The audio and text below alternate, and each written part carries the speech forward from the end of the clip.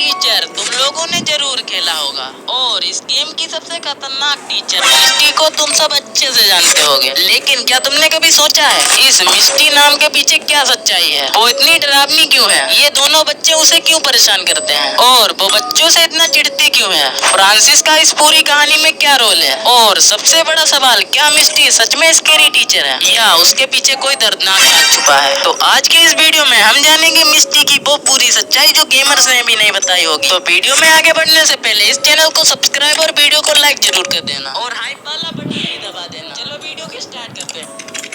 अब कहानी शुरू होती है मिस्टी से। मिस्टी यानी मिस थेरेसा बचपन से ही बहुत होशियार लड़की थी। वो पढ़ाई में हमेशा आगे रहती थी और उसका सपना था कि वो बड़ी होकर एक टीचर बने। लेकिन यहाँ एक बहुत बड़ा सवाल आता है, क्या हर अच्छा स्टूडेंट अच्छा टीचर बनता है? असल में मिस्टी के बचपन में उसने जिस स्कूल में पढ़ाई की वहाँ का माहौल बहुत सख्त था। टीचर्स बच्चों पर बहुत गुस्सा करते थे, छोटी छोटी गलतियों पर पनिशमेंट मिलती थी और डर का माहौल हमेशा रहता था। अब यही चीजें धीरे धीरे उसके दिमाग में बैठ जाती है। वो सोचने लगती है टीचर वही अच्छा होता है जो बच्चों को डराकर कंट्रोल करे। लेकिन क्या ये सोच सही थी? बिल्कुल नहीं। यहाँ से ही उसकी गलत मानसिकता बननी शुरू हो गई। लेकिन उस समय उसे खुद भी एहसास नहीं था कि उसका सोचने का तरीका कितना खतरनाक बन सकता है। साल 1992 में वो अपनी पढ़ाई पूरी करती है और टीचर बन जाती है। अब वो मैथ की टीचर बनकर एक हाई स्कूल में जाती है। अब यहाँ एक सवाल आता है, क्या वो शुरू से ही बच्चों के साथ बुरा व्यवहार करती थी? नहीं, शुरुआत में वो नॉर्मल थी। लेकिन जैसे ही कुछ बच्चे उसकी क्लास में उसकी बात नहीं मानते, शरारत करते हैं, उसका गुस्सा बाहर आने लगता है और यहीं से उसका असली रूप सामने आने लगता है। धीरे धीरे वो बहुत स्ट्रिक्ट बन जाती है और बच्चे को डराना शुरू कर देती है। अब एक बहुत बड़ा सवाल ये भी है, क्या वो सच में बच्चों को सुधारना चाहती थी या बस अपने गुस्से को कंट्रोल नहीं कर पा रही? यहीं से उसकी पूरी कहानी बदल जाती है। वो बच्चों को पीटना शुरू कर दे। लेकिन अब बात करते हैं मिस्टी के कैरेक्टर की इंस्पिरेशन की। बहुत लोग नहीं जानते कि मिस्टी किसी रियल कॉन्सेप्ट से इंस्पायर्ड है। उसकी इंस्पिरेशन है एक फिल्म से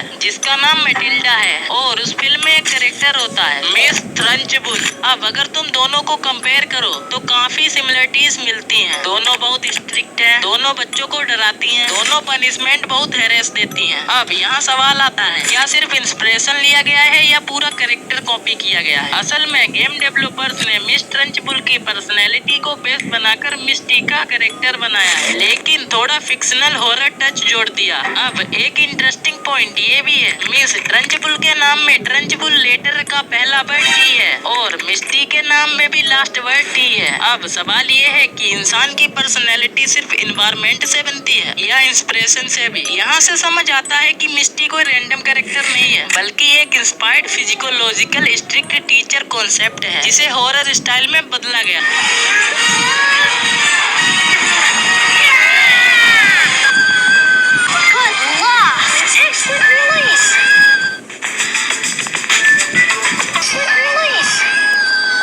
अब मिस्टी एक नए स्कूल में ज्वाइन करती है। पहले दिन सब नॉर्मल होता है, लेकिन कुछ बच्चे उसे सीरियस नहीं लेते। अब यहाँ एक बहुत बड़ा इम्पोर्टेंट सवाल आता है, क्या हर टीचर को रिस्पेक्ट चाहिए या अर्न करना पड़ता है? कुछ बच्चे उसकी क्लास में शरारत करते हैं, उसकी बात नहीं मानते। अब यहाँ तो पॉसिबिलिटीज होती है, पहली टीचर उन्हें नॉर्मल तरीके से वार्न करे, दूसरी या फिर स्ट्रिक्ट एक्शन ले। मिस्टी दूसरा रास्ता चुनती है, लेकिन उसका तरीका बहुत ज्यादा भयानक होता है और यहीं से उसका नाम पूरे स्कूल में फैल जाता है, स्केरी टीचर। वैसे आपके स्कूल में किस टीचर का रोल है? अब बच्चे उसके नाम से ही डरने लगते हैं। लेकिन यहाँ एक और सवाल है, क्या डराना सही तरीका है डिसिप्लिन सिखाने का या इससे बच्चों के अंदर सिर्फ नफरत पैदा होती है? धीरे धीरे स्कूल का माहौल बदल जाता है। अब बच्चे मजे नहीं करते बल्कि डर के साथ क्लास अटेंड करते हैं और यही डर आगे चलकर उसकी सबसे बड़ी पहचान बन जाता है। अब सवाल ये है, मिस्टी से पूरा स्कूल क्यों डरता है? इसके 3 मेन रीजन है। फर्स्ट, एक्सट्रीम स्ट्रिक्ट बिहेवियर, वो हर छोटी गलती पर बहुत बड़ा रिएक्शन देती है। सेकेंड, अनप्रिडिक्टेबल नेचर, कभी नॉर्मल कभी बहुत एग्रेसिव, कोई समझ ही नहीं पाता वो कब क्या करेगी। थर्ड, हैरेस पनिशमेंट, उसके पनिशमेंट बहुत ज्यादा स्ट्रिक्ट होते हैं जिससे बच्चे इमोशनली डर जाते हैं। अब यहाँ एक इम्पोर्टेंट क्वेश्चन आता है, क्या वो खुद को सही मानती थी? हाँ, शायद वो सोचती थी कि वो बच्चों को सुधार रही है, लेकिन उसका तरीका गलत था और यही चीज उसे एक स्केरी टीचर बना देती है। अब कहानी में आता है एक नया कैरेक्टर निक। निक एक शरारती बच्चा है जो रूल्स फॉलो नहीं करता।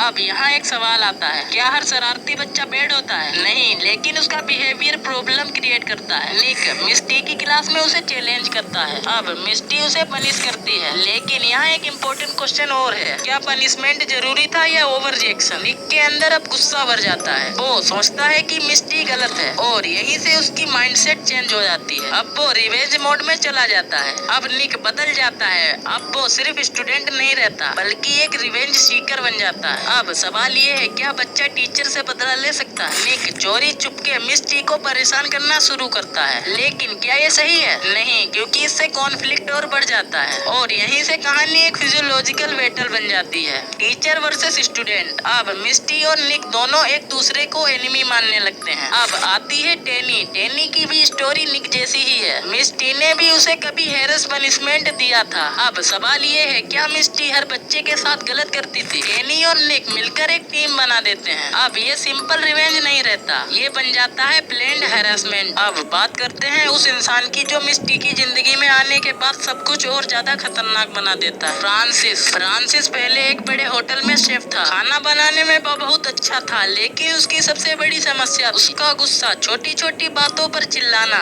लोगों से लड़ना और हर किसी को अपने कंट्रोल में रखना उसकी आदत बन चुकी थी। धीरे धीरे होटल के लोग उससे परेशान होने लगे। कई बार उसे वार्निंग मिली, लेकिन उसका बिहेवियर नहीं बदला। आखिरकार एक दिन उसे नौकरी से निकाल दिया गया। नौकरी जाने के बाद फ्रांसिस पूरी तरह टूट चुका था।